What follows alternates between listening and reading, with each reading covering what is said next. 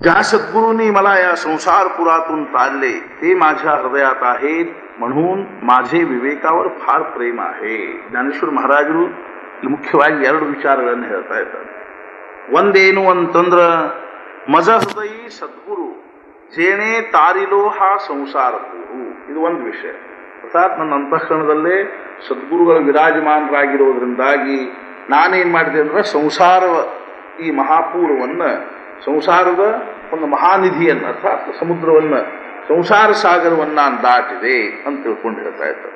ಅರ್ಥಾತ್ ಏನು ಅಂತಂದ್ರೆ ಸದ್ಗುರುಗಳು ಹೃದಯದಲ್ಲಿ ವಿರಾಜಮಾನರಾಗಿರೋದ್ರಿಂದಾಗಿ ನಾನು ಸಂಸಾರ ಸಾಗರವನ್ನು ದಾಟಿದೆ.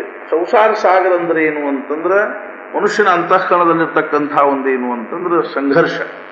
ಅರ್ಥಾತ್ ಎದುರು ಸಂಘರ್ಷ ಅಂತಂದ್ರೆ ಅಂತರಂಗದ ಸಂಘರ್ಷ. ರಾತ್ರಂದಿವಸ ಅಂಹ ಯುದ್ಧಾಚ ಪ್ರಸಂಗ ಅಂತರ್ಬಾಹ್ಯ ಜಗ ಅಣಿ ಮನ್ ಅಂತೇಳಿ.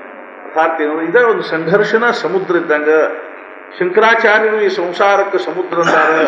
ಸಂಸಾರಕ್ಕೊಂದು ಮಹಾ ಹಾಳು ಭಾವಿ, ಅರ್ಥಾತ್ ಏನು ಅಂತಂದ್ರೆ ವಿಶಾಲವಾಗಿರ್ತಕ್ಕಂಥ ಭಾವಿ ಅಂತ ತಿಳ್ಕೊಂಡು ಹೇಳಿದ್ದಾರೆ.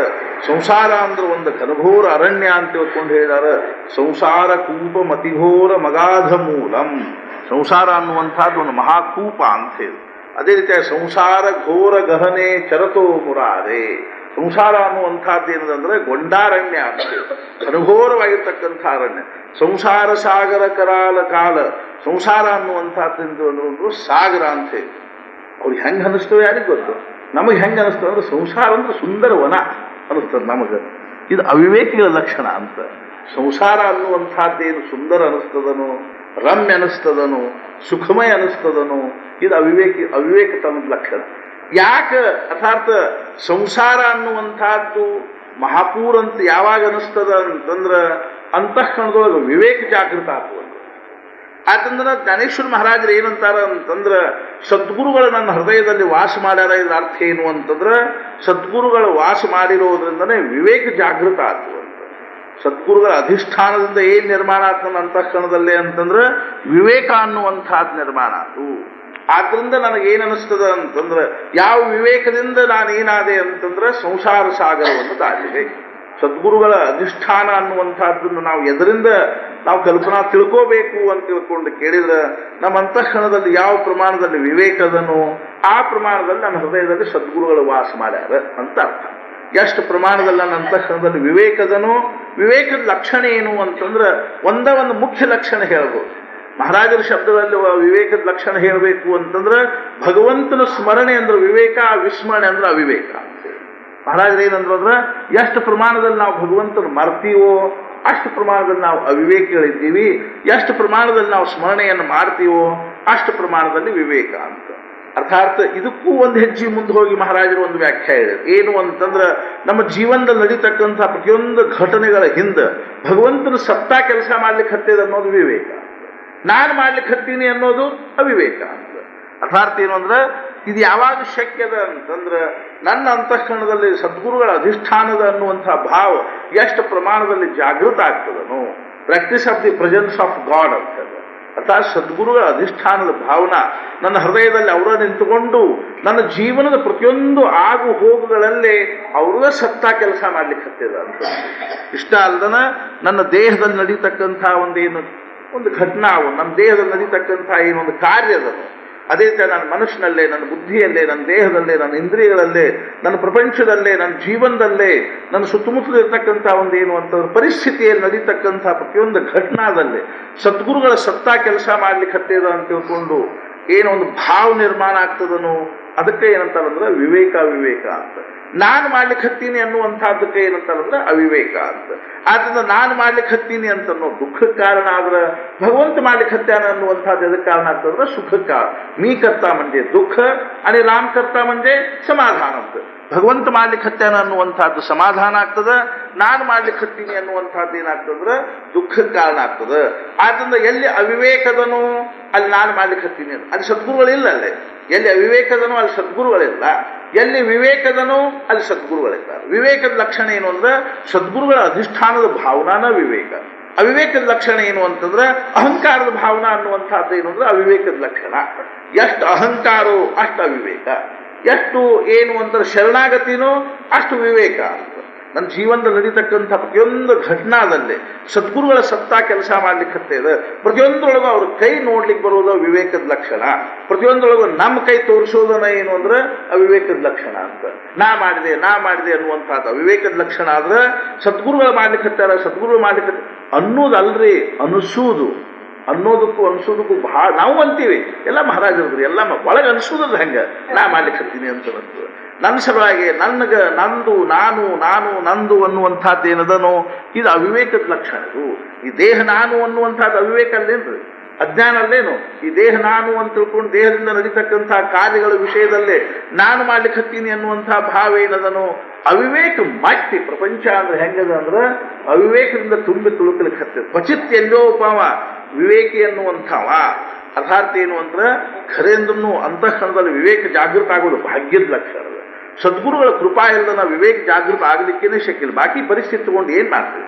ಪರಿಸ್ಥಿತಿ ಹೆಂಗರೆ ಯಾಕೆ ಇರ್ಕೋವಲ್ತ? ಝೋಪಡಿ ಒಳಗೆ ಇರ್ಕೋವಲ್ವ್ಯಾಕ, ಅರಮನೆ ಒಳಗೆ ಇರ್ಕೋವಲ್ವ್ಯಾಕ, ಐಶ್ವರ್ಯ ಭೋಗಿಸುವಲ್ವ್ಯಾಕ, ಭಿಕ್ಷಾ ಬೇಡ್ತಿರುವಲ್ವ್ಯಾಕ? ವಿವೇಕಿಯಾಗಿ ಬಾಳೋದೇನದನೋ ಇದು ಖರೆ ಭಾಗ್ಯದ ಲಕ್ಷಣ. ಜ್ಞಾನೇಶ್ವರ ಮಹಾರಾಜರ ದರಿದ್ರ ಇದ್ರು. ಅರ್ಥಾತ್ ಉಟ್ಕೊಳ್ಳಿಕ್ಕೆ ಧೋತ್ರ ಇದ್ದಿದ್ದಿಲ್ಲ, ಗಟ್ಟಿಯನ್ನು ತಿನ್ಲಿಕ್ಕೆ ಅನ್ನ ಇದ್ದಿದ್ದಿಲ್ಲ. ಆದ್ರೆ ಮೂರ್ತಿಮಂತ ವಿವೇಕ ಆಗಿತ್ತು ಜ್ಞಾನೇಶ್ವರ ಮಹಾರಾಜರು ಅಂತಂದ್ರೆ.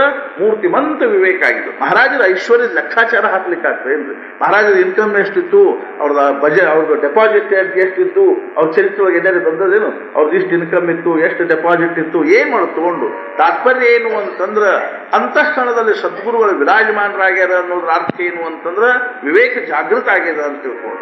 ಆದ್ರಿಂದ ಜ್ಞಾನೇಶ್ವರ ಮಹಾರಾಜರು ಏನಂತಾರಂದ್ರ ಮಜ ಹೃದಯ ಸದ್ಗುರು ಜೇಣೆ ತಾರಿರೋ ಹಾ ಸಂಸಾರ. ವಿವೇಕ ಜಾಗೃತ ಆತು ಅಂದ್ರೆ ಮುಗಿದು ಹೋದ ಕೆಲಸನ ಬಗೆಯದು. ವಿವೇಕ ಜಾಗೃತ ಆತು ಅಂದ್ರೆ ಸಂಸಾರ ಅನ್ನುವಂಥದ್ದು ಏನಾಗಂಗಿಲ್ಲ ಅಂದ್ರೆ ಬಾಧಿಸ್ಲಿಕ್ಕೆ ಶಕ್ಯ ಇಲ್ಲ.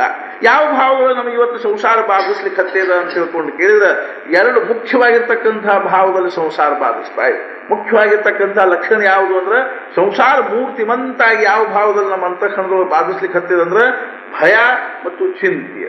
ಭಯಾನ ಸಂಸಾರದ ಮುಖ್ಯವಾಗಿರ್ತಕ್ಕಂಥ ಲಕ್ಷಣದ. ಸರ್ವಂ ವಸ್ತು ಭಯಾನ್ವಿತಂ. ನಿರಂತರ ನಮ್ಮ ಅಂತಃಕರಣದಲ್ಲಿ ಭಯ ಅದ. ಹಿಂಗಾದ್ರೆ ಹೆಂಗಾಯ್ತು, ಹಿಂಗಾಗದಿದ್ರೆ ಏನ್ ಮಾಡ್ಲಿ, ಹಂಗಾಗದಿದ್ರೆ ಏನ್ ಮಾಡ್ಲಿ ಅನ್ನುವಂಥ ಭಯ ಏನದನು ಅದರೊಳಗಿಂದ ಸೂಕ್ಷ್ಮವಾಗಿ ಏನ್ ನಿರ್ಮಾಣ ಆಗ್ತದಂದ್ರೆ ಚಿಂತೆ, ಕಾಳಜಿ, ಉದ್ವೇಗ, ಅಶಾಂತಿ, ಅಸಮಾಧಾನ, ಅತೃಪ್ತಿ, ಅಪೂರ್ಣತ ಅನ್ನುವಂಥದ್ದು. ಎಲ್ಲಿ ಅಪೂರ್ಣತ ಆದರೂ ಅಲ್ಲಿ ಭಯ, ಎಲ್ಲಿ ಪರಿಪೂರ್ಣತೆ ಆದನೋ ಅಲ್ಲಿ ಭಯ ಪ್ರಶ್ನೆ ಇಲ್ಲ.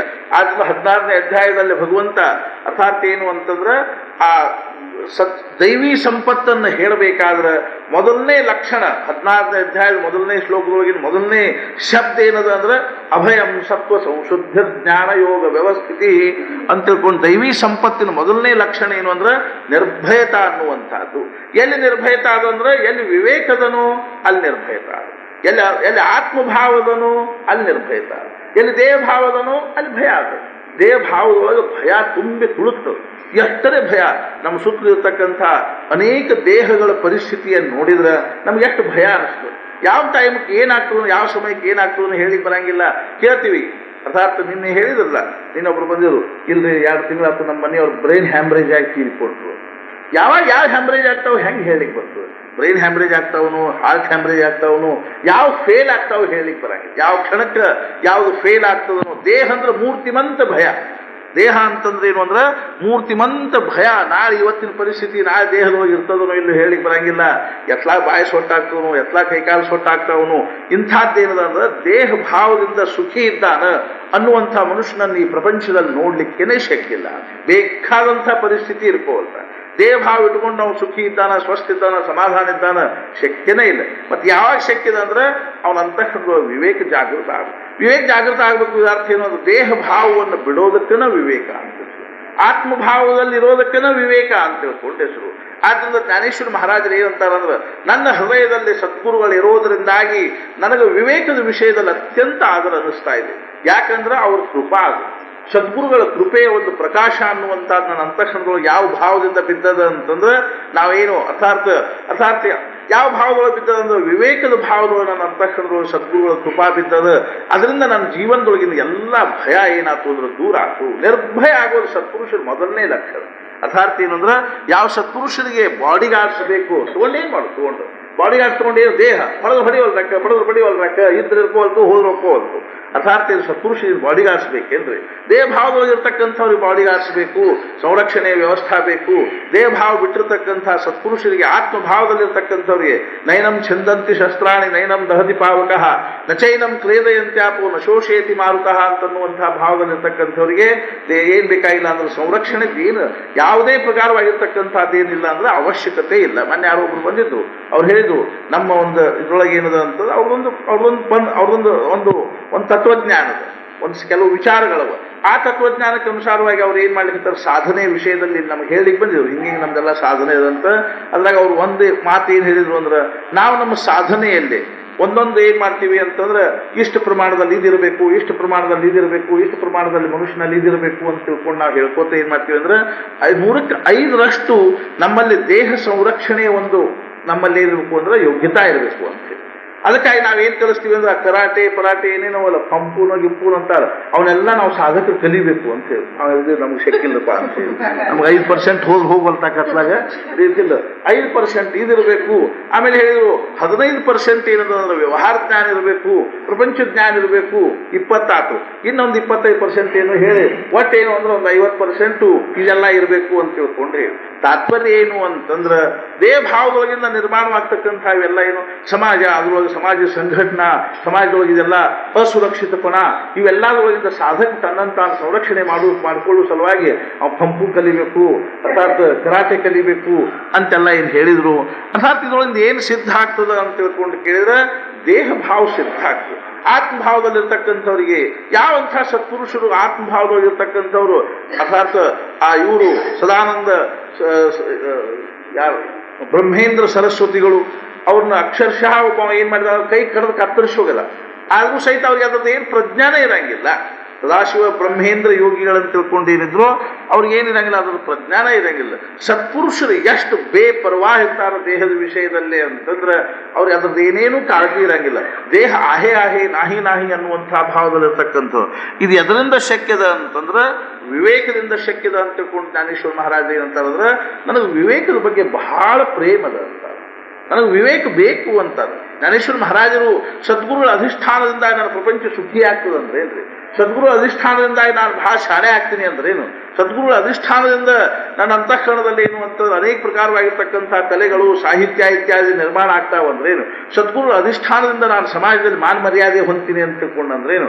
ಸದ್ಗುರುಗಳ ಅಧಿಷ್ಠಾನದಿಂದ ನನಗೆ ಪ್ರಪಂಚದ ಐಶ್ವರ್ಯ ಪ್ರಾಪ್ತ ಆಗ್ತದೆ ಅಂದ್ರೇನು? ಮತ್ತೆ ಏನೇನು ಹೇಳಿಲ್ಲ ಏನು ಅಂದ್ರೆ ಸದ್ಗುರುಗಳು ಎಲ್ಲಿದ್ದಾರೋ ಅಲ್ಲಿ ವಿವೇಕ ಜಾಗೃತ ಆಗ್ತದೆ. ಸದ್ಗುರುಗಳ ಖರೆ ಅಧಿಷ್ಠಾನದ ಒಂದು ಭಾವ ಎದರೊಳಗಿಂದ ವ್ಯಕ್ತ ಆಗಬೇಕು ಅಂತ ತಿಳ್ಕೊಂಡು ಕೇಳಿದ್ರೆ ವಿವೇಕದೊಳಗಿಂದ ವ್ಯಕ್ತ ಆಗಬೇಕು. ಆದ್ರಿಂದ ನನಗೆ ವಿವೇಕದ ವಿಷಯದಲ್ಲಿ ಬಹಳ ಪ್ರೇಮದ, ಬಹಳ ಆದರದ, ಬಹಳ ಗೌರವದ. ಯಾಕಂದ್ರೆ ವಿವೇಕ ಇಲ್ಲದೆ ಇರ್ತಕ್ಕಂಥ ಮನುಷ್ಯನ ಜೀವನ ಏನಲ್ಲ ಅಂದ್ರೆ ವ್ಯರ್ಥವಾಗಿರ್ತಕ್ಕಂಥದ್ದು. ಆದ್ರಿಂದ ಜ್ಞಾನೇಶ್ವರ ಮಹಾರಾಜರು ಏನಂತಾರಂದ್ರೆ ಮನೋನಿ ವಿಶೇಷ ಅತ್ಯಾದರು ವಿವೇಕಾವಧಿ, ವಿವೇಕಕ್ಕೆ ಬಹಳ ಮಹತ್ವದ. ಆದ್ರಿಂದ ಜ್ಞಾನೇಶ್ವರ ಮಹಾರಾಜ ಹೇಳ್ತಾರೆ ಈ ಪ್ರಕಾರವಾಗಿರ್ತಕ್ಕಂಥ ವಿವೇಕ ಜಾಗೃತ ಆದ ಕೂಡಲೇ ಅವನ ಜೀವನದೊಳಗೆ ಯಾವ ಪ್ರಕಾರವಾಗಿರ್ತಕ್ಕಂಥ ಪರಿವರ್ತನೆ ಆಗ್ತದ ಅಂತಂದ್ರೆ ಅವನ ದೃಷ್ಟಿ ಬದಲಾಗ್ತದೆ. ಅರ್ಥಾತ್ ಏನು ಅಂತಂದ್ರೆ ವಿವೇಕಿ ಮನುಷ್ಯನ ದೃಷ್ಟಿನ ಬೇರೆ, ಅವಿವೇಕಿ ಮನುಷ್ಯನ ದೃಷ್ಟಿನ ಬೇರೆ. ವಿವೇಕಿ ಮನುಷ್ಯನ ದೃಷ್ಟಿಯ ಮುಖ್ಯ ಲಕ್ಷಣ ಏನು ಅಂದ್ರೆ ಅವನಿಗೆ ಪ್ರಪಂಚ ಪರಮಾತ್ಮ ಸ್ವರೂಪ ಕಾಣಿಸ್ತದೆ. ವಿವೇಕಿ ಮನುಷ್ಯನ ದೃಷ್ಟಿಯ ಮುಖ್ಯವಾಗಿರ್ತಕ್ಕಂಥ ಲಕ್ಷಣ ಏನು ಅಂದ್ರೆ ಅವನಿಗೆ ಪ್ರಪಂಚ ಎಲ್ಲ ಕೇವಲ ಪರಮಾತ್ಮ ಸ್ವರೂಪವಾಗಿ ಕಾಣಿಸ್ತದೆ. ಈ ಪ್ರಪಂಚದೊಳಗೆ ಯಾವುದೇ ಪ್ರಕಾರವಾಗಿರ್ತಕ್ಕಂಥ ದೋಷ, ದುಃಖ, ದುಮ್ಮಾನ, ಅದೇ ರೀತಿಯಾಗಿ ಏನೇನು ಬಾಕಿ ಏನೂ ಕಾಣಿಸೋದಿಲ್ಲ. ಕೇವಲ ಮೂರ್ತಿಮಂತವಾಗಿ ಪ್ರಪಂಚ ಅನ್ನುವಂಥ ಪರಮಾತ್ಮ ಸ್ವರೂಪವಾಗಿ ಕಾಣುವುದನ್ನ ವಿವೇಕದ ಮುಖ್ಯವಾಗಿರ್ತಕ್ಕಂಥ ಲಕ್ಷಣವಾಗಿರುವುದರಿಂದ ಜ್ಞಾನೇಶ್ವರ ಮಹಾರಾಜರು ಲೌಕಿಕವಾಗಿರ್ತಕ್ಕಂಥ ಉದಾಹರಣೆ ಕೊಟ್ಟು ಹೇಳ್ತಾ ಇದ್ದಾರೆ. ಏನು ಅಂದ್ರೆ ಯಾವ ರೀತಿಯ ಕಣ್ಣಲ್ಲಿ ಅಂಜನ ಹಾಕೊಂಡು ಕೂಡಲೇ ಭೂಮಿಗತವಾಗಿರ್ತಕ್ಕಂಥ ಭೂಮಿಯೊಳಗಿನ ಎಲ್ಲಾ ದೋಷಗಳನ್ನು ಬಾಜೂಕ್ ಸರಿಸಿ ಆ ಭೂಮಿಯೊಳಗಿರ್ತಕ್ಕಂಥ ಧನ ಹೆಂಗೆ ಸ್ಪಷ್ಟವಾಗಿ ಕಾಣಿಸ್ತದೆ. ಅದಕ್ಕಾಗಿ ಏನು ಪ್ರಯತ್ನ ಮಾಡಬೇಕಾಗ್ಬಿಡುವುದಿಲ್ಲ, ಧರ್ಪಡಿಸಬೇಕಾಗ್ಬಿಡುವುದಿಲ್ಲ. ಅದಕ್ಕಾಗಿ ಮತ್ತೇನಾದರೂ ಸಾಧನ ಸಾಮಗ್ರಿಗಳ ಅವಶ್ಯಕತೆಯೂ ಇಲ್ಲ. ಅದಕ್ಕಾಗಿ ಮತ್ತೇನೋ ಬೇರೆ ಏನಾದರೂ ಒಂದು ಚಶ್ಮಾ ಹಾಕೋಬೇಕು, ದುರ್ಬಿನ್ ಹಾಕೋಬೇಕು, ಅಥವಾ ಸೂಕ್ಷ್ಮ ದರ್ಶಕ ಯಂತ್ರ ಹಾಕೋಬೇಕು ಅಂತ ತಿಳ್ಕೊಂಡು ಏನಾರದ ಏನ್ರಿ? ಹಂಗೆ ಏನೇನೂ ಇಲ್ಲ. ಆ ಕಣ್ಣೊಳಗೆ ಅಂಜನ್ ಹಾಕೊಂಡು ಕೂಡ ಸ್ಪಷ್ಟವಾಗಿ ಹಂಗೆ ಭೂಮಿಗತವಾಗಿರ್ತಕ್ಕಂಥ ಧನ ಕಾಣಿಸ್ತದನೋ ಹಂಗ ವಿವೇಕ ಜಾಗೃತ ಆತು ಅಂತಂದ್ರೆ ಅವ್ರ ದೃಷ್ಟಿ ಬದಲಾಗ್ತದ ಅಂತ ತಿಳ್ಕೊಂಡೆ. ಆದ್ರಿಂದ ಹೇಳ್ತಾ ಇದ್ದಾರೆ ಏನು ಅಂದ್ರೆ ಜೈಸೆ ಡೋಳ್ಯಾ ಅಂಜನ ಭೇಟೆ ತೇ ವೇಳಿ ದೃಷ್ಟಿ ಸಿ ಫಾಟಾ ಫುಟೆ ಮಗ ವಾಸ ಪಾಹಿಜೆ ತೇಥ ಪ್ರಗಟೆ ಮಹಾನಿಧಿ ಶ್ರೀರಾಮ್. ಹೆಂಗೋ ಹಂಗೆ ಪ್ರಪಂಚ ಅನ್ನುವಂಥದ್ರೊಳಗೆ ಪರಮಾತ್ಮನ ದರ್ಶನ ಆಗೋದೇನದನೋ ಇದು ಕೇವಲ ಎದರಿಂದ ಶಕ್ಯದ ಅಂತಂದ್ರೆ ನಮ್ಮ ದೃಷ್ಟಿ ಬದಲಾಗೋದ್ರಿಂದ ಶಕ್ಯದ. ನಾವು ಮತ್ತೊಬ್ಬರ ವಿಷಯದಲ್ಲಿ ಏನು ಮಾತಾಡ್ತೀವೋ ಖರೆ ಅಂದ್ರೂ ಆ ವ್ಯಕ್ತಿಯನ್ನು ಕುರಿತಾದಿರಂಗಿಲ್ಲ, ನಮ್ಮ ಅಂತಸ್ತನ್ನು ಕುರಿತಿರ್ತದೆ. ನಮ್ಮ ಅಂತಸ್ತನ್ನು ನಾವು ವ್ಯಕ್ತ ಮಾಡ್ತಿರ್ತೀವಿ. ಅದೇ ವ್ಯಕ್ತಿಯ ವಿಷಯದಲ್ಲಿ ಮತ್ತೊಬ್ಬ ಚಲೋ ಅಂತಿರ್ತಾನಿಲ್ಲ. ಅದೇ ವ್ಯಕ್ತಿಯ ವಿಷಯದಲ್ಲಿ ಮತ್ತೊಬ್ಬ ಚಲೋ ಅನ್ನುವಾಗ ಅವನು ತನ್ನ ಅಂತಸ್ತನ್ನು ವ್ಯಕ್ತ ಮಾಡ್ತಾನೆ. ಒಬ್ಬ ವ್ಯಕ್ತಿಯ ವಿಷಯದಲ್ಲಿ ನಾವು ಏನಾದರೂ ಮಾತಾಡುವಾಗ ನಾವು ನಮ್ಮ ವ್ಯಕ್ತಿತ್ವವನ್ನು ವ್ಯಕ್ತ ಮಾಡ್ತೀವಿ ಹೊರತು ಆ ವ್ಯಕ್ತಿಯನ್ನು ಕುರಿತು ನಾವು ಏನೇನು ಮಾಡಿದಂಗೆ ಆಗೋದಿಲ್ಲ. ಅವ್ನು ಚಲೋ ಇದ್ದಾರಪ್ಪ ಅಂತ ಅನ್ಸಿದ, ವಾಹ್ ಎಂಥ ಸಜ್ಜನ್ ಮನುಷ್ಯ ರೀ, ಅವ್ಗೆಲ್ಲರೂ ಚಲೋ ಕಾಣಿಸ್ತಾರ ಅಂತಾರೆ. ಇದರಿಂದ ಏನು ಸಿದ್ಧ ಆಗ್ತದ್ರೆ ಇವನ ಅಂತಸ್ತು ಸಿದ್ಧ ಆಗ್ತದೆ. ಇಂಥ ಒಬ್ಬ ಯಾರ ವಿಷಯ ತೆಗೆದ್ರು ಅವದಲ್ಲ ಮೂರ್ತಿದಾರ, ಅವದಲ್ಲ ದಾಟಿದಾರ, ಅವದಲ್ಲ ಇವನು ಭಾವ ಎಲ್ಲ ಇವು ತನ್ನ ಅಂತಃಕರಣದ ಭಾವಗಳನ್ನು ವ್ಯಕ್ತ ಮಾಡ್ಲಿಕ್ಕತ್ತಾನೆ ಹೊರತು ಅರ್ಥಾತ್ ಏನಿಲ್ಲ ಅಂತಂದ್ರೆ ಖರೆ ಅಂದ್ರು ಪ್ರಪಂಚದೊಳಗೆ ಅಂಥ ಮನುಷ್ಯರಿಗೆ ಏನು ಕಾಣಿಸಂಗಿಲ್ಲ, ಚಲೋ ಮನುಷ್ಯ ಅನ್ನೋ ಕಾಣಿಸಂಗಿಲ್ಲ. ಅದನ್ನು ತುಳಸಿದಾಸರು ಹೇಳಿದ್ದಾರೆ. ಈ ಜಗತ್ತು ಅಂದ್ರೆ ದೋಷ ಗುಣದೋಷಗಳನ್ನು ತುಂಬಿಕೊಂಡಿರ್ತಕ್ಕಂಥದ್ದು. ಸಾಧುಗಳು ಏನ್ ಮಾಡ್ತಾರಂದ್ರೆ ಈ ಜಗತ್ತನ್ನು ಕೇವಲ ಪರಮಾತ್ಮ ಸ್ವರೂಪ ಅಂತ ತಿಳ್ಕೊಂಡು ನೋಡ್ತಾರೆ. ಇದಕ್ಕೊಂದು ದೃಷ್ಟಿ ಬೇಕು, ಇದಕ್ಕೊಂದು ವಿಶಿಷ್ಟವಾಗಿರ್ತಕ್ಕಂಥ ದೃಷ್ಟಿ ಬರಬೇಕು. ಆ ದೃಷ್ಟಿ ಪ್ರಾಪ್ತ ಆದಾಗ ಮಾತ್ರ ಇದು ಈ ಪ್ರಕಾರವಾಗಿ ಏನಾಗ್ತದಂದ್ರೆ ಜಗತ್ತಿನೊಳಗೆ ದೋಷ ಇಲ್ಲೇ ಇಲ್ಲ ಅಂತ ನಮ್ಮ ದೃಷ್ಟಿಯೊಳಗೆ ದೋಷ ಇದೆ. ಆದ್ದರಿಂದ ಜಗತ್ತು ನಮಗೇನು ಕಾಣ್ತಾ ಇದೆ ಅಂದ್ರೆ ದೋಷಪೂರ್ಣವಾಗಿರ್ತಕ್ಕಂಥದ್ದು ಕಾಣ್ತಾ ಇದೆ. ದೃಷ್ಟಿ ಹೆಂಗೆ ಬದಲಾಕೋತ ಹೋಗ್ತದೆ, ಹೆಂಗೆ ಅಂತಃಕರಣದೊಳಗೆ ವಿವೇಕ ಜಾಗೃತ ಆಕೋತ ಹೋಗ್ತದನೋ ಹಂಗಂಗೆ ದೃಷ್ಟಿ ಬದಲಾಕೋತ, ದೃಷ್ಟಿ ಬದಲಾದ ಕೂಡ ಜಗತ್ತೆಲ್ಲ ಏನು ಕಾಣ್ತದಂದ್ರೆ ಸುಂದರ ಕಾಣುತ್ತೆ. ಜಗತ್ತೆಲ್ಲ ಪರಮಾತ್ಮ ಸ್ವರೂಪ ಕಾಣಿಸ್ಲಿಕ್ಕೆ ಅಂದ್ರೆ ಸುಂದರವಾಗಿ ಕಾಣಿಸ್ತದ. ಜಗತ್ತೆಲ್ಲ ಏನಾಗ್ತದ ಅಂತಂದ್ರೆ ಬ್ರಹ್ಮಮಯವಾಗಿ ತೋರ್ಲಿಕ್ಕತ್ತದ. ಮಾಜೆ ಸದ್ಗುರು ಮಲ ಜಗ ರಾಮರೂಪ ಹಾಯ್ಲ ಸಾಂಗಿರ್ತೆ ತಸೆ ಶಿಕವಲೆ ani मला ते ರಾಮರೂಪ ದಿಸ್ಲೆ. ಅರ್ಥಾತ್ ಏನು ಅಂದ್ರೆ ಪರಮಾತ್ಮ ಸ್ವರೂಪ ಅಂತ ಕಾಣೋದು ಅನ್ನುವಂಥದ್ದೇನದನು ಇದು ದಿವ್ಯ ದೃಷ್ಟಿಯ ಲಕ್ಷಣ. ವಿಶ್ವರೂಪದೊಳಗದ ಭಗವಂತನ ದರ್ಶನ ಅನ್ನುವಂಥದ್ದು ಅರ್ಜುನ ಯಾವಾಗ ಆಯ್ತು ಅಂತಂದ್ರೆ ಅರ್ಜುನ ಹೇಳಿದೆ ಏನು ಅಂದ್ರೆ ನನಗೆ ನಿನ್ನ ವಿಶ್ವರೂಪ ತೋರಿಸು ಅಂದ ಕೂಡಲೇ ಆವಾಗ ಭಗವಂತ ಹೇಳ್ತಾ ಇದ್ದಾನೆ, ಅರ್ಜುನ ನಿನ್ನ ಈ ದೃಷ್ಟಿಯಿಂದ ಈ ಕಣ್ಣುಗಳಿಂದ ಅದನ್ನು ನೋಡ್ಲಿಕ್ಕೆ ಶಕ್ಯ. ದಿವ್ಯ ದದಾಮಿತೆ ಚಕ್ಷು, ನಾನು ದಿವ್ಯವಾಗಿರ್ತಕ್ಕಂಥ ದೃಷ್ಟಿ ಕೊಡ್ತೀನಿ ಅಂತ ತಿಳ್ಕೊಂಡು ಅಂದ್ರೆ ಇದರ ಅರ್ಥ ಏನು ಅಂದ್ರೆ ಅವನ ಅಂತಃಕರಣದೊಳಗೆ ಭಗವಂತ ಅನುಗ್ರಹ ಮಾಡಿ ವಿವೇಕ ಜಾಗೃತಗೊಳಿಸಿದ. ಇದು ಶಕ್ತಿಪಾತದ ಲಕ್ಷಣ. ಅಥವಾ ಅಂತಃಕರಣದೊಳಗೆ ವಿವೇಕ ಜಾಗೃತಗೊಳಿಸೋದು ಅಂತ ಏನದನ್ನು ಸದ್ಗುರುಗಳು ತಮ್ಮ ದಿವ್ಯವಾಗಿರ್ತಕ್ಕಂಥ ಸಾನ್ನಿಧ್ಯದಿಂದ ನಮ್ಮ ಅಂತಃಕರಣದೊಳಗೆ ವಿಶೇಷವಾಗಿರ್ತಕ್ಕಂಥ ಶಕ್ತಿಯನ್ನು ನಿರ್ಮಾಣ ಮಾಡ್ತಾರೆ. ಅದರಿಂದ ನಮಗೇನಾಗ್ತದೆ, ನಮ್ಮ ದೃಷ್ಟಿ ಬದಲಾಗ್ತದೆ. ನಮ್ಮ ದೃಷ್ಟಿ ಬದಲಾತು ಅಂದ ಕೂಡಲೇ ನಮಗೇನಾಗ್ತದೆ ಅಂದ್ರೆ ಪರಮಾತ್ಮ ಸ್ವರೂಪ ಅನ್ನುವಂಥದ್ದು ಕಾಣ್ತದೆ. ಪರಮಾತ್ಮ ಸ್ವರೂಪ ಜಗತ್ತು ಕಾಣಿಸ್ಲಿಕ್ಕೆ ಹತ್ತೀವಿ ಅಂದ್ರೆ ಮೊದಲನೇ ಲಕ್ಷಣ ಏನು ನಮ್ಮೊಳಗಿಂದ ಮೊದಲನೇ ಲಕ್ಷಣ ಏನು ಪ್ರಕಟ ಆಗಬೇಕು ಅಂದ್ರೆ ನಾವು ಶಾಂತ ಆಗಬೇಕು. ಜಗತ್ ಪರಮಾತ್ಮ ಸ್ವರೂಪ ಕಾಣಿಸ್ಲಿಕ್ಕೆ ನೀವು ಮಾತಾಡ್ಲಿಕ್ಕೆ ಅವಕಾಶನೇ ಇಲ್ಲ. ಯಾರ ವಿಷಯದಾಗ ಏನಂತೀರಿ ನೀವು? ಪರಮಾತ್ಮನ ವಿಷಯದಲ್ಲಿ ಏನಾದರೂ ಅನ್ಲಿಕ್ಕೆ ಆಗ್ತದೆ ಇಲ್ರಿ? ಮಾತು ಸಂಪೂರ್ಣವಾಗಿ ಎಷ್ಟು ಮಾತು ಕಡಿಮೆ ಆಗ್ತಾವನು ಅಷ್ಟು ಅಂತಃಕರಣದೊಳಗೆ ಏನು ಕಾಣಿಸ್ಲಿಕ್ಕೆ ಅಂದ್ರೆ ಜಗತ್ತು ಪರಮಾತ್ಮ ಸ್ವರೂಪವಾಗಿ ಕಾಣಿಸ್ಲಿಕ್ಕೆ ಹತ್ತಿದ ಅಂತ ತಿಳ್ಕೊಂಡ ಅರ್ಥ, ವಿವೇಕ ಜಾಗೃತ ಆಗ್ಲಿಕ್ಕೆ ಹತ್ತಿದ ಅಂತ ತಿಳ್ಕೊಂಡ ಅರ್ಥ. ನಮಗೆ ಇನ್ನೂ ಪ್ರಪಂಚ ರೂಪದೊಳಗೆ ಕಾಣಿಸ್ತಾ ಇರೋದ್ರಿಂದ ಪ್ರಪಂಚದ ವಿಷಯದಲ್ಲಿ ನಾನಾತ್ವದ ಭಾವನೆ ಇರೋದ್ರಿಂದ 108 ಹರಟಿ ಹೊಡಿತೀವಿ, 108 ಮಾತಾಡ್ತೀವಿ. ಆದ್ರೆ ಒಂದ್ ವೇಳೆ ಪರಮಾತ್ಮ ಸ್ವರೂಪ ಅಂತ ಕಾಣಿಸ್ಲಿಕ್ಕೆ ಹತ್ತೀವಿ ಅಂತಂದ್ರೆ ಮಾತಾಡ್ತಕ್ಕಂಥ ಪ್ರಶ್ನೆನೇ ಉಳಿಯಂಗಿಲ್ಲ. ಮನಸ್ಸು ಶಾಂತ ಆಗ್ತದೆ. ಮನಸ್ಸು ಶಾಂತಿ ಎಷ್ಟು ಆಗ್ತದೋ ಅಷ್ಟು ನಮ್ಮ ಅಂತಃಕರಣದೊಳಗೆ ಏನಾಗಿದೆ ಅಂದ್ರೆ ವಿವೇಕ ಜಾಗೃತ ಆಗ್ಲಿಕ್ಕೆ ಹತ್ತಿದ ಅಂತ ತಿಳ್ಕೊಂಡ ಅರ್ಥ. ಮನಸ್ಸು ಶಾಂತ ಆಗ್ತದೆ. ಪ್ರಪಂಚದ ವಿಷಯದಲ್ಲಿ ಯಾವುದೇ ಪ್ರಕಾರವಾಗಿರ್ತಕ್ಕಂಥದ್ದು ಏನು ಉಳಿಯಂಗಿಲ್ಲ ಅಂತಂದ್ರೆ ಯಾವುದೇ ಪ್ರಕಾರವಾಗಿರ್ತಕ್ಕಂಥ ದ್ವಂದ್ವ ಉಳಿಯಂಗಿಲ್ಲ, ಪ್ರಶ್ನೆ ಉಳಿಯಂಗಿಲ್ಲ, ಸಮಸ್ಯೆ ಉಳಿಯಂಗಿಲ್ಲ. ಏನೇನು ಮನಸ್ಸು ಅನ್ನುವಂಥದ್ದು ಏನಾಗ್ತದ್ರೆ ಪರಮ ಶಾಂತ ಆಗ್ತದೆ ಅನ್ನುವಂಥದ್ದು ವಿವೇಕದ ಲಕ್ಷಣ. ಇದಕ್ಕೊಂದು ವಿಶಿಷ್ಟವಾಗಿರ್ತಕ್ಕಂಥ ದೃಷ್ಟಿ ಬೇಕು. ಈ ದೃಷ್ಟಿ ಇದ್ರೆ ಮಾತ್ರ ಏನಾಗಲಿಕ್ಕೆ ಶಕ್ಯದ ಅಂತಂದ್ರೆ ಇಂಥ ಒಂದು ಭಾವ ಅನ್ನುವಂಥದ್ದು ನಿರ್ಮಾಣ ಆಗಲಿಕ್ಕೆ ಶಕ್ಯದ.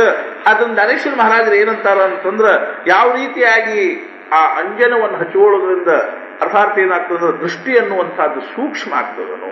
ದೃಷ್ಟಿ ಸೂಕ್ಷ್ಮ ಆಗ್ಬೇಕು, ಸೂಕ್ಷ್ಮಗ್ರಾಹಿ ಆಗ್ಬೇಕು, ಮರ್ಮಗ್ರಾಹಿ ಆಗ್ಬೇಕು. ದೃಷ್ಟಿ ಅನ್ನುವಂಥದ್ದು ಏನಾಗಬೇಕು ಅಂದ್ರೆ ಮರ್ಮಗ್ರಾಹಿ. ನಮ್ಮ ದೃಷ್ಟಿ ಸ್ಥೂಲ ಅದ, ನಮ್ಮ ದೃಷ್ಟಿ ಬರೀ ಮ್ಯಾಲಿಂದ ಅದ. ಆದ್ರಿಂದ ಅದು ಬರೇ ಮ್ಯಾಲಿಂದ ನೋಡ್ತದನೆ ಹೊರತು ಒಳಗೆ ಅಂತರಾಳದೊಳಗೆ ಇಳಿದು ಅಂತಃಕರಣದೊಳಗೆ ಇರ್ತಕ್ಕಂಥ ಭಾವವನ್ನು ನಮ್ಮ ದೃಷ್ಟಿ ಏನಾಗುದಿಲ್ಲ ಅಂದ್ರೆ ತಿಳ್ಕೊಳ್ಳಿಕ್ಕೆ ಆಗಂಗಿಲ್ಲ. ಆದ್ರಿಂದ ನಮ್ದು ಬರೇ ವ್ಯವಹಾರದ ಕಡೆ ದೃಷ್ಟಿ ಇರ್ತದೆ. ಸತ್ಪುರುಷರ ಜೀವನದ ವಿಷಯದಲ್ಲಿಯೂ ಸಹಿತ ನಾವು ಬರೀ ಲೌಕಿಕ ಕಡೆ ನೋಡ್ತೀವಿ, ವ್ಯವಹಾರ ಕಡೆ ನೋಡ್ತೀವಿ. ಆದ್ರೆ ಅವರ ಅಂತರಂಗದಲ್ಲಿ ನಡೆದಿರ್ತಕ್ಕಂಥ ಅಖಂಡವಾಗಿರೋ ಭಗವಂತನ ಅನುಸಂಧಾನದ ಕಡೆ ನಮಗೆ ಏನಾಗಂಗಿಲ್ಲ ಅಂದ್ರೆ ಲಕ್ಷ್ಯ ಆಗಂಗಿಲ್ಲ ಅಂತ ತಿಳ್ಕೊಂಡು ಜ್ಞಾನೇಶ್ವರ ಮಹಾರಾಜರು ಏನಂತಾರ ಅಂತಂದ್ರೆ ಅಂಥ ದೃಷ್ಟಿ ಯಾವಾಗ ನಮಗೆ ಪ್ರಾಪ್ತ ಆಗ್ಲಿಕ್ಕೆ ಶಕ್ಯದ ಅಂದ್ರೆ ವಿವೇಕ ಜಾಗೃತ ಆದಾಗ ಪ್ರಾಪ್ತ ಆಗ್ಲಿಕ್ಕೆ ಶಕ್ಯ. ವಿವೇಕ ಬೇರೆ ಅಲ್ಲ, ಸದ್ಗುರು ಬೇರೆ ಅಲ್ಲ. ಸದ್ಗುರುಗಳ ಅಧಿಷ್ಠಾನದೊಳಗಿಂದ ವಿವೇಕ ಅನ್ನುವಂಥ ಜಾಗೃತ ಆಗ್ತದೆ ನಮ್ಮ ಅಂತಃಕರಣದೊಳಗೆ.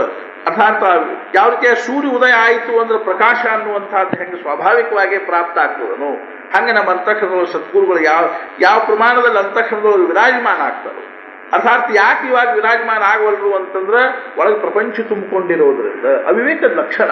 ಪ್ರಪಂಚ ಅನ್ನುವಂಥದ್ದು ಏನದನ್ನು ಅವಿವೇಕದ ಲಕ್ಷಣವಾಗಿರೋದ್ರಿಂದ ಏನು ಬೇಕಾದ್ದಿರ್ಕೋವಲ್ತಾಗ ಅದೆಲ್ಲ ಏನು ಅಂದ್ರೆ ಅವಿವೇಕ. ಭಗವಂತನ ಅಧಿಷ್ಠಾನ ಅನ್ನುವಂಥದ್ದು ಒಂದೇನದ ಅಂತಂದ್ರೆ ವಿವೇಕ ಅಂತ ತಿಳ್ಕೊಂಡು, ಆದ್ದರಿಂದ ವಿವೇಕ ಜಾಗೃತ ಆಗೋದು ಅಂತಂದ್ರೆ ಅರ್ಥಾತ್ ಏನು ಅಂತಂದ್ರೆ ಸೂರ್ಯ ಉದಯ ಆಗುವ ವಿಷಯ, ಸೂರ್ಯ ಪ್ರತ್ಯಕ್ಷವಾಗಿ ಉದಯ ಆಗದೆ ಇರುವಾಗ ನಾವು ಪ್ರಕಾಶದ ವಿಷಯದಲ್ಲಿ ಸೂರ್ಯನ ವಿಷಯದಲ್ಲಿ ಬೇಕಾದಷ್ಟು ಚರ್ಚೆ ಮಾಡಿದ್ರೆ ಏನಾಗ್ಲಿಕ್ಕೆ ಶಕ್ಯದ? ಬೆಳಕು ಬರ್ಲಿಕ್ಕೆ ಶಕ್ಯದ ಏನ್ರಿ? ಶಕ್ಯಲ್ಲ. ಹಂಗೋ ಹಂಗ ಕಾ ಚಿಂತಾಮಣಿ ಜಾಲಯ ಹಾತಿ ಸದಾ ವಿಜಯ ವೃತ್ತಿ ಮನೋರಥಿ ತೈಸಾಮಿ ಪೂರ್ಣಕಾಮ ನಿವೃತ್ತಿ ಜ್ಞಾನದೇವೋ ಮಣಿ. ಶ್ರೀರಾಮ್ ಜ್ಞಾನೇಶ್ವರ ಮಹಾರಾಜರು ಅರ್ಥಾತ್ ವಿವೇಕ ಜಾಗೃತ ಆಗೋದ್ರದ್ದು ಮುಖ್ಯವಾಗಿರ್ತಕ್ಕಂಥ ಲಕ್ಷಣವನ್ನು ಹೇಳಲಿಕ್ಕೆ ನಾ ಇದೇ ಹೇಳಿಲ್ಲ. ಮುಖ್ಯ ಲಕ್ಷಣ ಏನು ಅಂದ್ರೆ ಶಾಂತ ಆಗೋದು. ಅರ್ಥಾತ್ ವಿವೇಕ ಜಾಗೃತ ಆತು ಅಂದ್ರೆ ಇತಿ ಕರ್ತವ್ಯತಾ ಭಾವ ಅನ್ನುವ ಕೃತಕೃತ್ಯತಾ ಅನ್ನುವಂಥದ್ದು. ಅಂತಃಕರಣದೊಳಗೆ ಎಷ್ಟು ಪ್ರಮಾಣದಲ್ಲಿ ವಿವೇಕ ಜಾಗೃತ ಆಗ್ತದೋ ಅಷ್ಟು ಪ್ರಮಾಣದಲ್ಲಿ ಮನುಷ್ಯನ ಅಂತಃಕರಣದಲ್ಲಿ ಕೃತಕೃತ್ಯತಾ ಭಾವ ಬರ್ತದೆ. ನನಗೆ ಈ ಪ್ರಪಂಚದೊಳಗೆ ಇನ್ನೊಂದು ಏನೂ ಮಾಡಬೇಕಾಗಿರ್ತಕ್ಕಂಥದ್ದಿಲ್ಲ. ಪೂರ್ಣ ಕಾಮ ಆಗೋದು, ಕಾಮನೆಗಳೆಲ್ಲ ಪೂರ್ಣ ಆಗೋದು. ನನ್ನ ಜೀವನ ಏನಾಯ್ತು ಅಂದ್ರೆ ಶಾಂತ ಆತು, ತೃಪ್ತ ಆತು, ನಾ ಪೂರ್ಣ ಕಾಮ ಆದೆ, ಕೃತಕಾರ್ಯ ಆದೆ ಅನ್ನುವಂಥ ಭಾವ ಯಾವಾಗ ಬರ್ಲಿಕ್ಕೆ ಶಕ್ಯದ ಅಂತ ತಿಳ್ಕೊಂಡು ಕೇಳಿದ್ರೆ ಅಂತಃಕರಣದಲ್ಲಿ ಸದ್ಗುರುಗಳು ಪೂರ್ಣವಾಗಿ ಎಷ್ಟು ವಾಸ ಮಾಡಿದ್ರು ಅಂದ್ರೆ ಅಂತಃಕರಣದಲ್ಲಿ ವಿವೇಕ ಅನ್ನುವಂಥ ಜಾಗೃತ ಆದ ಕೂಡಲೇ, ವಿವೇಕ ಜಾಗೃತ ಆದ ಕೂಡಲೇ ಆತ್ಮಾನಾತ್ಮ ವಿಷಯಕವಾಗಿರ್ತಕ್ಕಂಥ ವಿವೇಕ ಜಾಗೃತ ಆದ ಕೂಡಲೇ ಅನಾತ್ಮ ವಿಷಯಕವಾಗಿರ್ತಕ್ಕಂಥ ಕರ್ತವ್ಯದ ಭಾವ ಮುಗಿದು ಹೋಗ್ಬಿಡ್ತು. ಅನಾತ್ಮ ವಿಷಯಕವಾಗಿರ್ತಕ್ಕಂಥ ಕರ್ತವ್ಯ ಅನ್ನುವಂಥದ್ದು ಉಳಿಯೋದಿಲ್ಲ. ನನಗೆ ಈ ಪ್ರಪಂಚದೊಳಗೆ ಇನ್ನೊಂದೇನಾದರೂ ಮಾಡಬೇಕು ಅನ್ನುವಂಥದ್ದು ಉಳಿಯೋದಿಲ್ಲ. ಯಾಕಂದ್ರೆ ಪಡ್ಕೊಳ್ಳುವಂಥದ್ದು ಏನೂ ಇಲ್ಲದೆ ಇರುವಾಗ ಮಾಡಬೇಕಾಗಿರ್ತಕ್ಕಂಥದ್ದು ಏನೂ ಪ್ರಶ್ನೆ ಇಲ್ಲೇ ಇಲ್ಲ. ನಾವು ಯಾಕೆ ಮಾಡಬೇಕಾಗಿದೆ ಅಂದ್ರೆ ನಮಗೇನೂ ಪಡ್ಕೋಬೇಕಾಗಿದೆ. ಆದ್ರೆ ನಾವು ಏನೇನಾದರೂ ಮಾಡಬೇಕಾಗಿದೆ.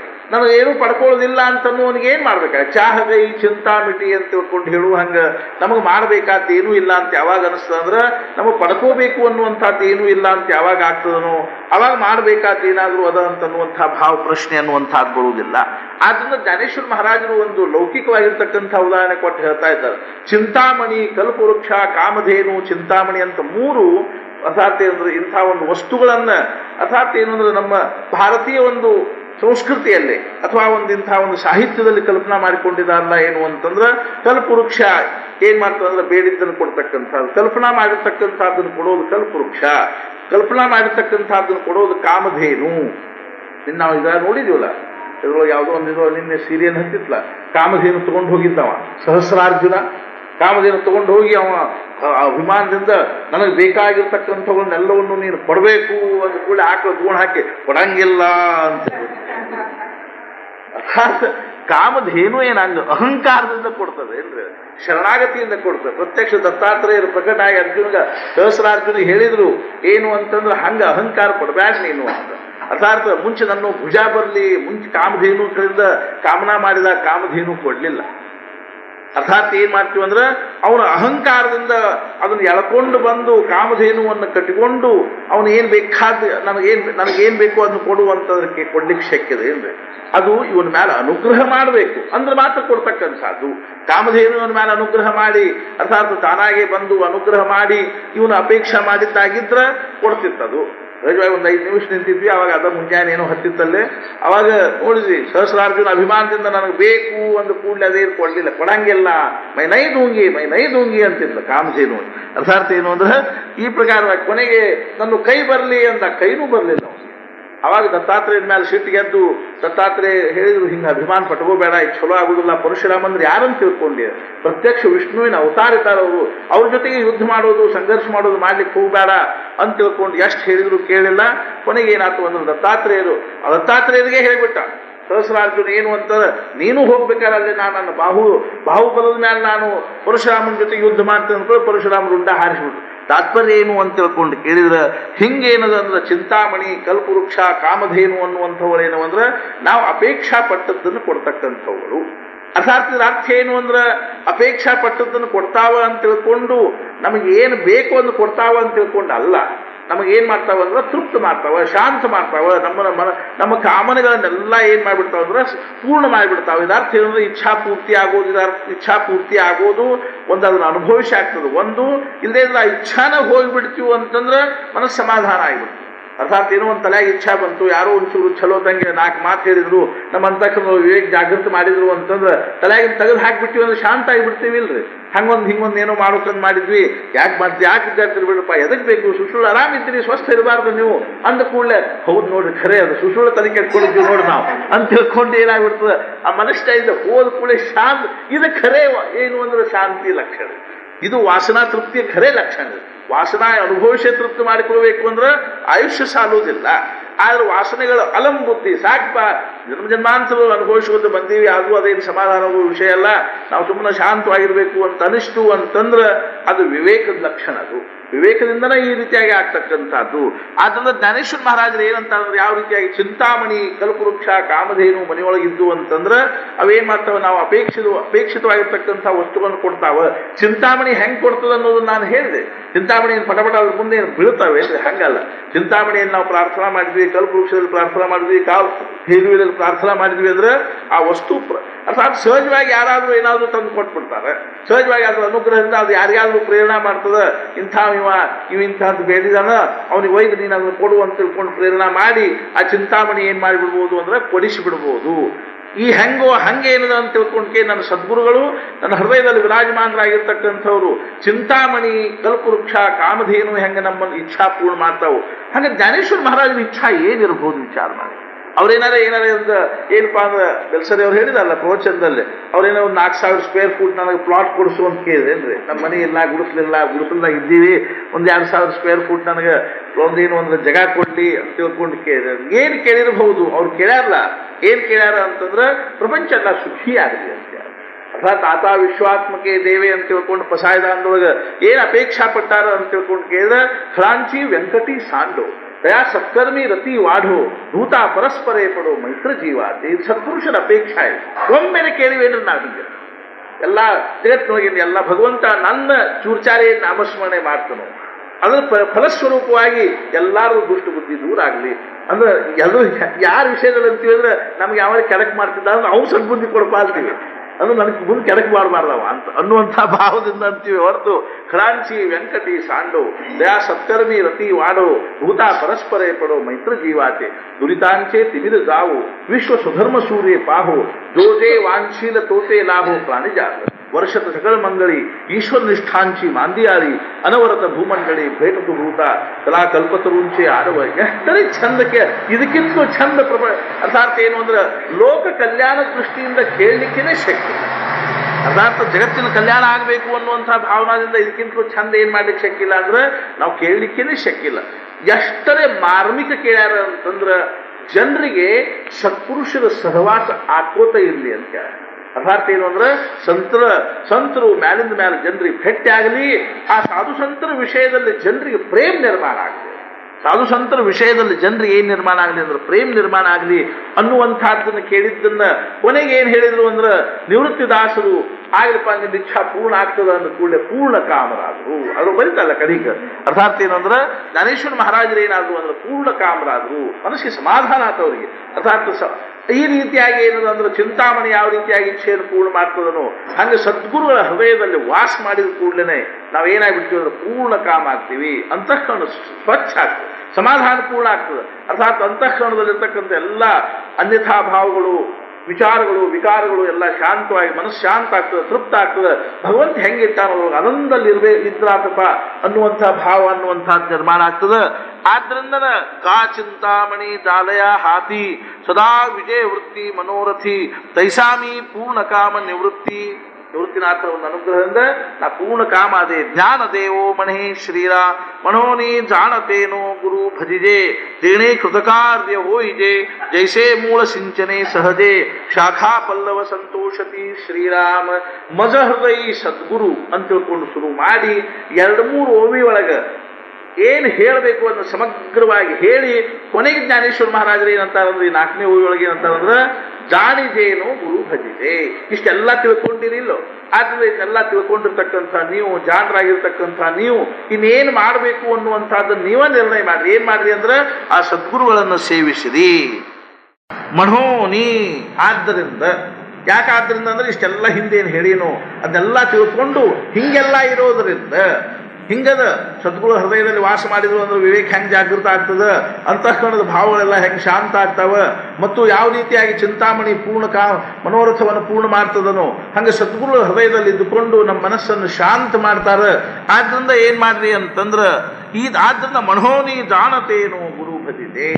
ಆದ್ರಿಂದ ತಿಳುವಳಿಕಿದ್ದವರು ಜಾಣರಾಗಿರ್ತಕ್ಕಂಥವ್ರು ನೀವೇನ್ ಮಾಡ್ರಿ ಅಂದ್ರೆ ಸದ್ಗುರುಗಳನ್ನು ಸೇವಿಸಿರಿ. ತೇಣೇ ಕೃತಕಾರ್ಯ ಹೋಯಿದೆ ಜೈಸೆ ಮೂಲ ಸಿಂಚನೆ ಸಹಜೆ ಶಾಖಾ ಪಲ್ಲವ ಸಂತೋಷತಿ. ಆ ಗಿಡದ ಬೇರುಗಳಿಗೆ ನೀರು ಹಾಕೋದ್ರಿಂದ ಶಾಖಾ ಪಲ್ಲವಗಳೆಲ್ಲ ಹೆಂಗೆ ಸಂತುಷ್ಟ ಆಗ್ತಾವೆ, ತೃಪ್ತ ಆಗ್ತಾವೆ, ಅರ್ಥಾತ್ ಅವು ಪ್ರಫುಲ್ಲಿತ ಆಗ್ತಾವನು. ಹಂಗೆ ಸದ್ಗುರುಗಳನ್ನು ನಾವು ಸೇವಿಸಿಬಿಟ್ರೆ ಸಾಕು, ಸದ್ಗುರುಗಳಿಗೆ ಶರಣ ಹೋದ್ರೆ ಸಾಕು. ಅರ್ಥಾತ್ ಏನು ಅಂದ್ರೆ ಪ್ರಪಂಚಗಳು ಬೇರೆ ಎತ್ತಲಾಗೂ ಯಾರ ಕಡೆಗೂ ಹೋಗಬೇಕಾದ ಕಾರಣ ಇಲ್ಲ. ಸದ್ಗುರುಗಳಿಗೆ ಶರಣ ಹೋಗಿಬಿಟ್ರೆ ಸಾಕು, ಅವರೆಲ್ಲ ದೃಷ್ಟಿಯಿಂದಲೂ ನಮ್ಮನ್ನು ಏನು ಮಾಡ್ತಾರೆ ಅಂದ್ರೆ ತೃಪ್ತಗೊಳಿಸ್ತಾರ, ಶಾಂತಗೊಳಿಸ್ತಾರ, ಕೃತಕಾರ್ಯಗೊಳಿಸ್ತಾರ, ಪೂರ್ಣ ಕಾಮಗೊಳಿಸ್ತಾರ ಅಂತ ತಿಳ್ಕೊಂಡು ಹೇಳ್ತಾ ಇದ್ದ.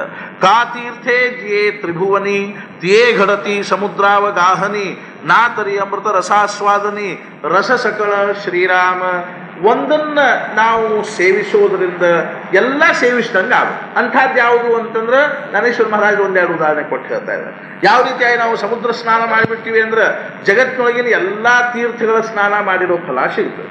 ಯಾಕಂದ್ರೆ ಎಲ್ಲ ತೀರ್ಥಗಳ ಕೊನೆಗೆ ಬಂದು ಎಲ್ಲಿ ಕೂಡ್ತಾವ ಅಂದ್ರೆ ಸಮುದ್ರಕ್ಕನ ಕೂಡೋದ್ರಿಂದ ಕೇವಲ ನಮ್ಮ ದೇಶದೊಳಗಿನೂ ಅಷ್ಟ ಅಲ್ಲ, ಜಗತ್ತಿನೊಳಗೆ ಏನಾದರೂ ತೀರ್ಥಗಳು ತಿಳ್ಕೊಂಡಿದ್ರು ಸಹಿತ ಎಲ್ಲ ತೀರ್ಥಗಳ ಸಂಪರ್ಕ ಸೂಕ್ಷ್ಮವಾಗಿ ಎದಕ್ಕೆ ಬರ್ತದೆ ಅಂದ್ರೆ ಈ ಒಂದು ಬಕೆಟ್ ನೀರಿನೊಳಗೆ ಒಂದು ಹನಿ ಗಂಗಾಜಲ ಹಾಕಿಕೊಳ್ಳಿ ಬಕೆಟ್ ನೀರೆಲ್ಲ ಗಂಗಾ ಆಗಿಬಿಡ್ತಾವಿಲ್ರಿ, ಹೆಂಗೋ ಹಂಗೆ ಏನದ ಅಂತ ತಿಳ್ಕೊಂಡು ಕೇಳಿದ್ರೆ ಎಲ್ಲ ನೀರು ಗಂಗಾ, ನರ್ಮದಾ, ಸಿಂಧು, ಕಾವೇರಿ, ಸರಸ್ವತಿ, ಶರಿಯು ಅನ್ನುವಂಥವು ಎಷ್ಟೆಷ್ಟು ಪವಿತ್ರವಾಗಿರ್ತಕ್ಕಂಥ ನದಿಗಳವನು ಮಹಾನದಿ ಗಂಗಾ ಸಿಂಧು ಸರಸ್ವತಿ ಅಂತಕೊಂಡು ಈ ಮಹಾನದಿಗಳನ್ನು ಹೇಳ್ತಾ ಇದ್ದಲ್ಲ, ಹಂಗೆ ಎಲ್ಲ ಮಹಾನದಿಗಳು ಸಹಿತ ಏನಾಗ್ತಾವ ಅಂತಂದ್ರೆ ಆ ಸಮುದ್ರಕ್ಕೆ ಬಂದು ಸೇರೋದ್ರಿಂದ ನೀವು ಎಲ್ಲೆಡೆ ಯಾವುದರೇ ಒಂದು ಸಮುದ್ರದ ಮೂಲೆ ಹಾಕ್ಬಿಟ್ಟು ಸ್ನಾನ ಮಾಡಿದ್ರು ಅವೆಲ್ಲ ಬಂದಂಗನ ಅಲ್ಲಿ.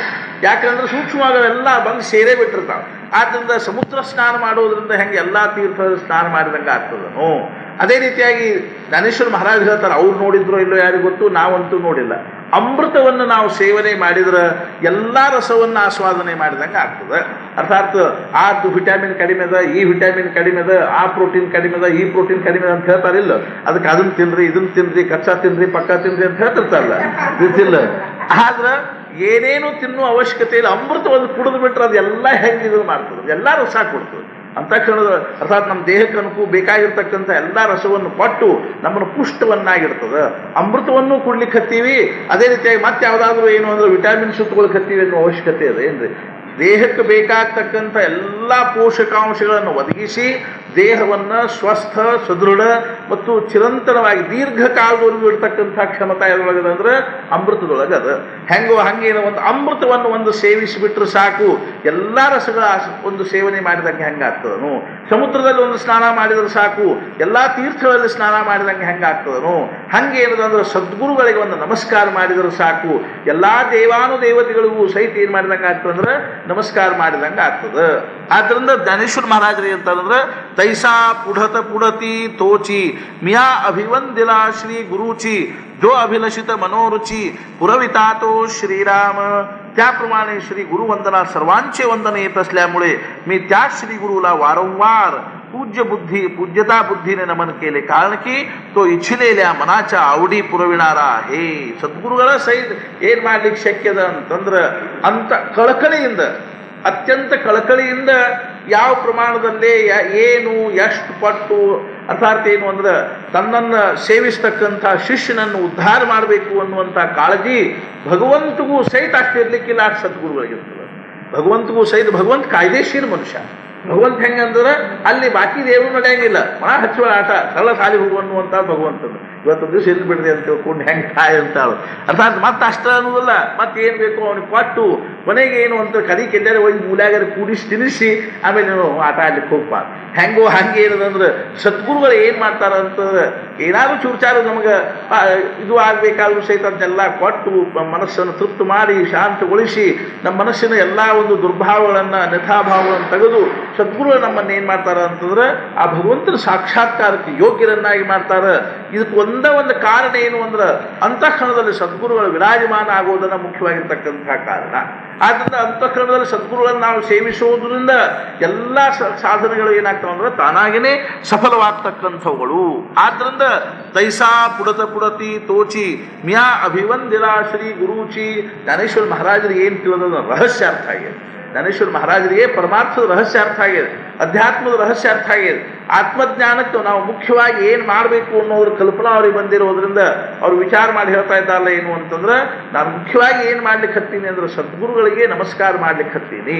ಸದ್ಗುರುಗಳಿಗೆ ನಮಸ್ಕಾರ ಮಾಡೋದ್ರಿಂದ ಮುಂಚೆ ಪರಮಾತ್ಮ ಸ್ವರೂಪಕ್ಕೆ ನಮಸ್ಕಾರ ಮಾಡಿದ್ರು, ಆಮೇಲೆ ಓಂಕಾರಕ್ಕೆ ನಮಸ್ಕಾರ ಮಾಡಿದ್ರು. ಓಂಕಾರ ಸ್ವರೂಪಿಯಾಗಿರ್ತಕ್ಕಂಥ ನಿರ್ಗುಣ ನಿರಾಕಾರವಾಗಿರ್ತಕ್ಕಂಥದ್ದು, ಸುಸಂವೇದ್ಯವಾಗಿರ್ತಕ್ಕಂಥ ಆತ್ಮರೂಪವಾಗಿರ್ತಕ್ಕಂಥ ಪರಮಾತ್ಮನ ನಮಸ್ಕಾರ ಮಾಡಿ ಜ್ಞಾನೇಶ್ವರ ಮಹಾರಾಜರು ಹೇಳಿದ್ರೆ ಏನು ಅಂದ್ರೆ, ಮುಂದೆ ಅದೇ ಓಂಕಾರವೇ ನನ್ನ ಅಂತಃಕರಣದಲ್ಲಿ ಅಥವಾ ನನ್ನ ಮನಸ್ಸಿನ ಮುಂದೆ, ನನ್ನ ಭಾವದಲ್ಲಿ ಯಾವ ಭಾವದಿಂದ ತೋರ್ತಾ ಇದೆ ಅಂತ ತಿಳ್ಕೊಂಡು ಕೇಳಿದ್ರೆ ಗಣೇಶನ ರೂಪದಲ್ಲಿ ತೋರ್ತಾ ಇದೆ, ಗಣಪತಿಯ ರೂಪದಲ್ಲಿ ತೋರ್ತಾ ಇದೆ. ದೇವಾತೂಚಿ ಗಣೇಶು ಅರ್ಥಾತ್ ಹೇ ಓಂಕಾರ ಸ್ವರೂಪಿಯಾಗಿರ್ತಕ್ಕಂಥ ಪರಬ್ರಹ್ಮ ಪರಮಾತ್ಮನೇ ನೀನೇ ಏನಿದ್ದಿ ಅಂದ್ರೆ ಗಣಪತಿ ಇದ್ದಿ ಅಂತ ತಿಳ್ಕೊಂಡು ಹೇಳಿ ಆ ಮೂರ್ತಿಮಂತವಾಗಿರ್ತಕ್ಕಂಥ ಒಂದು ಗಣಪತಿಯ ಜ್ಞಾನದ ಭಾವದಲ್ಲಿ, ಗಣಪತಿ ಅಂದರೆ ಮೂರ್ತಿಮಂತ ಜ್ಞಾನ ಅನ್ನುವಂಥ ಭಾವದಲ್ಲಿ ಗಣಪತಿಯನ್ನು ವರ್ಣನೆ ಮಾಡಿ ಗಣಪತಿ ನಮಸ್ಕಾರ ಮಾಡಿದರು ಜ್ಞಾನೇಶ್ವರ ಮಹಾರಾಜರು.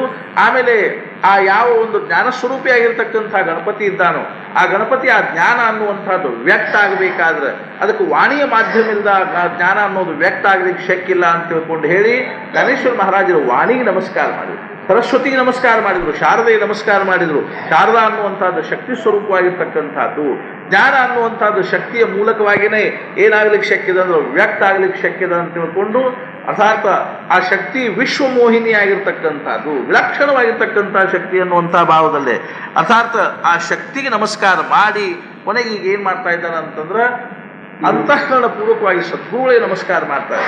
ಸದ್ಗುರುಗಳನ್ನ ಜ್ಞಾನೇಶ್ವರ ಮಹಾರಾಜರು ಎಷ್ಟರೇ ದಿವ್ಯ ಭಾವಗಳ ವರ್ಣನೆ ಮಾಡಿ ನಮಸ್ಕಾರ ಮಾಡ್ಲಿಕ್ಕೆ ಹತ್ತಾರ ಅಂತಂದ್ರೆ ನನ್ನ ಹೃದಯದಲ್ಲಿ ಸದ್ಗುರುಗಳ ವಾಸ ಮಾಡಿರೋದ್ರಿಂದಾಗಿನೇ ಎಲ್ಲ ಪ್ರಕಾರವಾಗಿರ್ತಕ್ಕಂಥ ಜ್ಞಾನ ವಿವೇಕ ಅನ್ನುವಂಥದ್ದು ನನಗೆ ಪ್ರಾಪ್ತ ಆಯಿತು ಅನ್ನುವಂಥ ಭಾವದಿಂದ ಅತ್ಯಂತ ವಿನಯದಿಂದ, ನಮ್ರತೆಯಿಂದ, ಲೀನತೆಯಿಂದ, ಶರಣಾಗತ ಭಾವದಿಂದ ಸದ್ಗುರುಗಳಿಗೆ ನಮಸ್ಕಾರ ಮಾಡಿ ಜ್ಞಾನೇಶ್ವರ ಮಹಾರಾಜರು. ಆದ್ದರಿಂದ ಬಾಬಾ ಅವರು ಒಂದು ಕಡೆಗೆ ಹೇಳಿದರು ಏನು ಅಂತಂದ್ರೆ, ನಾನು ತುಳಸಿ ರಾಮಾಯಣವನ್ನು ಓದಿದಾಗ ಭರತನ ಪ್ರೇಮ ವಿಲಕ್ಷಣ ಅನ್ನಿಸ್ತು ಅಂತೇಳಿ. ಶ್ರೀರಾಮಚಂದ್ರನ ವಿಷಯದಲ್ಲಿ ಭರತನ ಪ್ರೇಮ ಖರೆ ಅಂದ್ರೂ ಅಲೌಕಿಕ ಪ್ರೇಮ ಅದ. ಆ ಭರತನ ಪ್ರೇಮವನ್ನು ನೋಡಿದರೆ ಆಶ್ಚರ್ಯ ಅನಿಸುವಂಥ ಪ್ರೇಮ, ಭಗವಂತ ಮತ್ತು ಭಕ್ತ ಅನ್ನುವಂಥ ಭಾವದಲ್ಲೇ ಅರ್ಥಾತ್ ಸ್ವತಃ ಅಣ್ಣನ ಭಗವಂತ ತಾನು ಭಕ್ತ ಅನ್ನುವಂಥ ಭಾವದೊಳಗೆ ಆ ಭಗವಂತನನ್ನ ಪ್ರೇಮ ಮಾಡಿರೋದನ್ನು ನೋಡಿದ್ರೆ, ಭರತನ ಒಂದು ಆ ಭಾವವನ್ನು ನೋಡಿದ್ರೆ ಅಂತಃಕರಣ ದ್ರವಿತಾಗಿ ಹೋಗ್ತದೆ.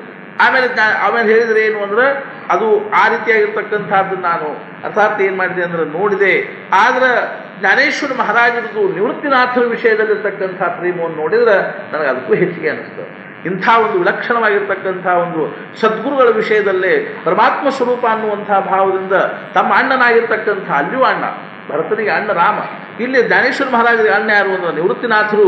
ಆ ನಿವೃತ್ತಿನಾಥರ ಅವರ ವಿಷಯದಲ್ಲಿರ್ತಕ್ಕಂಥ ಪ್ರೇಮ ಎಷ್ಟೋ ಜನ ಸತ್ಪುರುಷರ ಜೀವನದಲ್ಲಿ ನಾವು ನೋಡ್ತೀವಿ ಏನು ಅಂತಂದ್ರೆ ಅವ್ರ ಪ್ರೇಮ ಅನ್ನುವಂಥದ್ದು ಬ್ರಹ್ಮದೇವರೊಳಗೂ ಇರಲಿಕ್ಕಿಲ್ಲ ಅನ್ನುವಂಥ ಪ್ರೇಮ ಇರ್ತದೆ.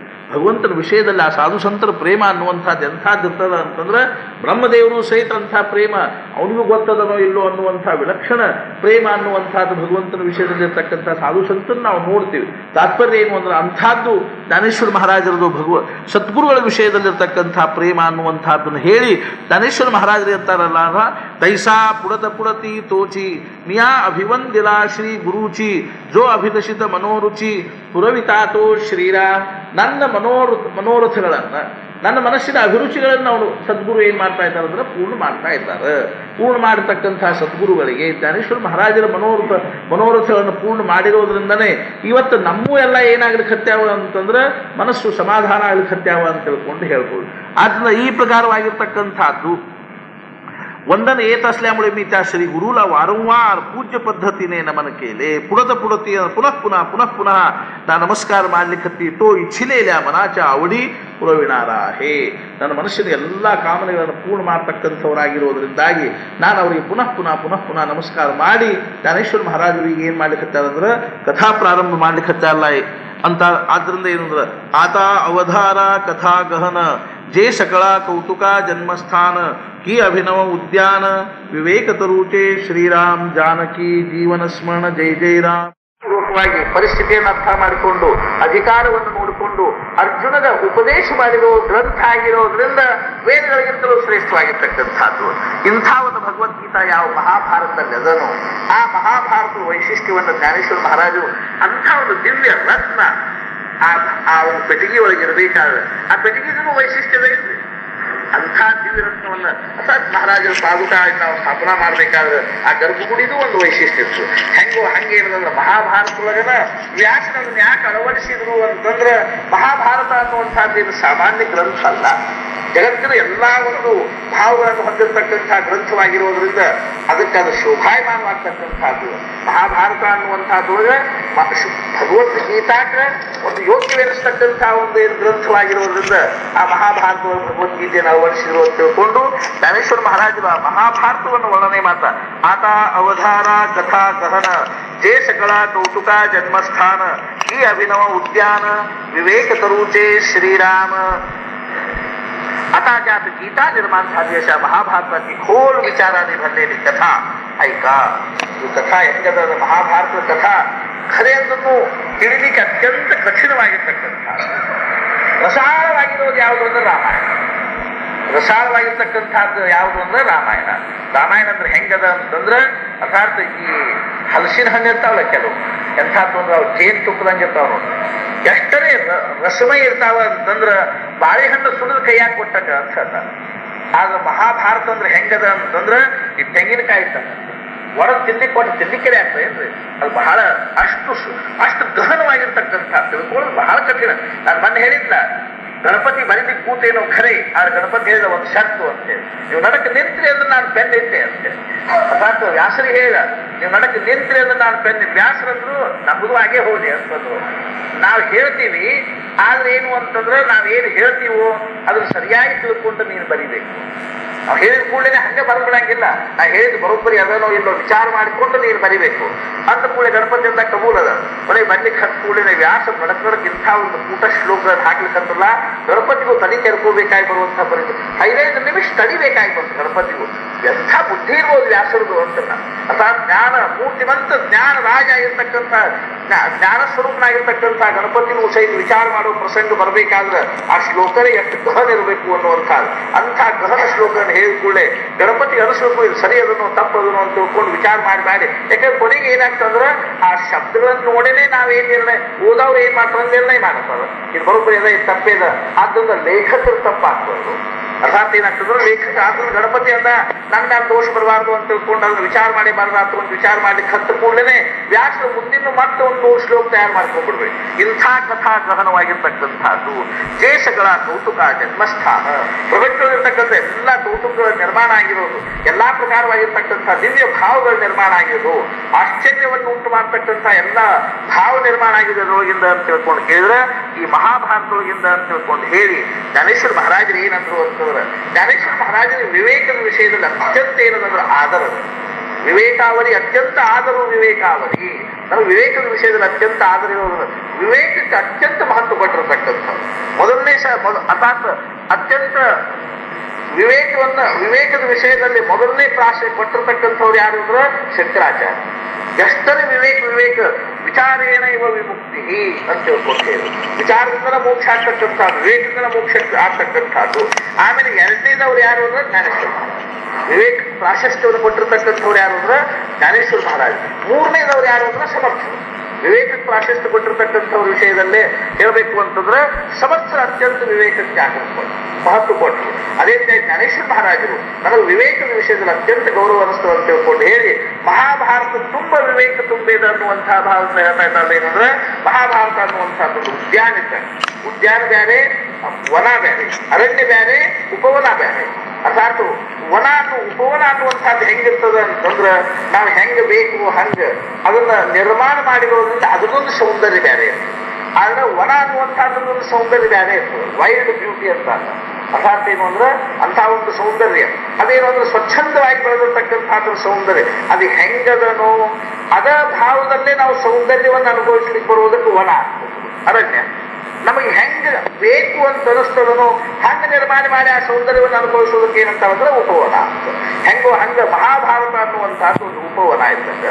ಎದುರು ಉಪವನ ಅಂತಂದ್ರೆ ವಿವೇಕ ಅನ್ನುವಂತಹ ವೃಕ್ಷಗಳಿಂದ ಕೂಡಿರ್ತಕ್ಕಂತಹ ಉಪವನ. ಜ್ಞಾನೇಶ್ವರ ಮಹಾರಾಜರಿಗೆ ಅದರೊಳಗೂ ವಿವೇಕ ತುಂಬಿದೆ ಅನ್ನೋದನ್ನ ಮುಖ್ಯವಾಗಿ ಹೇಳಬೇಕಾಗಿರೋದ್ರಿಂದ ಈ ಪ್ರಕಾರವಾಗಿ ಏನ್ ಮಾಡ್ತಾ ಇದ್ದಾರೆ ಅಂದ್ರೆ ವಿವೇಕ ತರುಚೆ ನಾತನಿ ಸರ್ವ ಸುಖಾಚಿ ಆದಿ ಜೇ ಪ್ರಮೇಯ ಮಹಾನಿಧಿ ನಾನಾ ನವರಸ ಸುಧಾಬ್ದಿ ಪರಿಪೂರ್ಣ ಹೇ ಅಂತ ತಿಳ್ಕೊಂಡು ಹೇಳಿ ಮಹಾಭಾರತದ ಒಂದೊಂದು ಶಬ್ದದೊಳಗೂ ಸಹಿತ ಮಹಾಭಾರತದ ಒಂದು ದಿವ್ಯತೆಯನ್ನ, ಭವ್ಯತೆಯನ್ನ, ಸೌಂದರ್ಯವನ್ನ, ರಸವನ್ನ ಜ್ಞಾನೇಶ್ವರ ಮಹಾರಾಜರು 10-20 ಓವಿಗಳಲ್ಲಿ ಅತ್ಯಂತ ಏನು ಅಂದ್ರೆ ಮಾರ್ಮಿಕವಾಗಿ ಏನು ವರ್ಣನೆ ಮಾಡ್ತಾ ಇದ್ದಾರೋ ಅದನ್ನು ನಾವು ಮತ್ತೆ ಮುಂದೆ ಜಾನಕಿ ಜೀವನ ಸ್ಮರಣ ಜಯ ಜಯ ರಾಮ आता विश्वात्मके देवे येणे वाक्यज्ञे दोषावे दोषो निमद द्यावे बसाय दाथे श्रीराम जे खळांची व्यक्तती सांडो तया सष्टरणी रती वाढो भूता परस्परे पडो मैत्र जीवाचे श्रीराम दुरिताचे तिमिर जावो विश्व सुधर्म सूर्ये पावो जो जे वाणशील तेथे लाभो प्राणिजात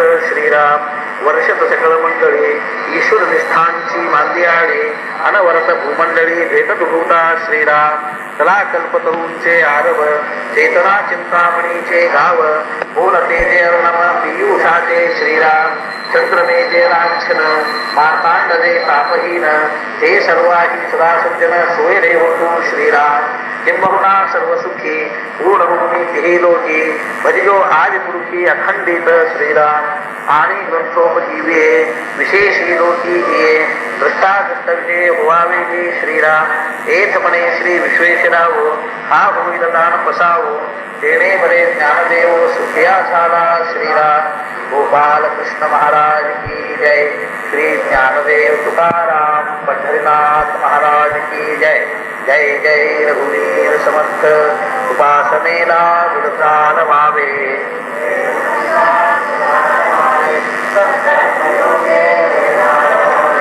सर्वामुखी मंगल बोलवावे सीताकांत स्मरण जय जय राम.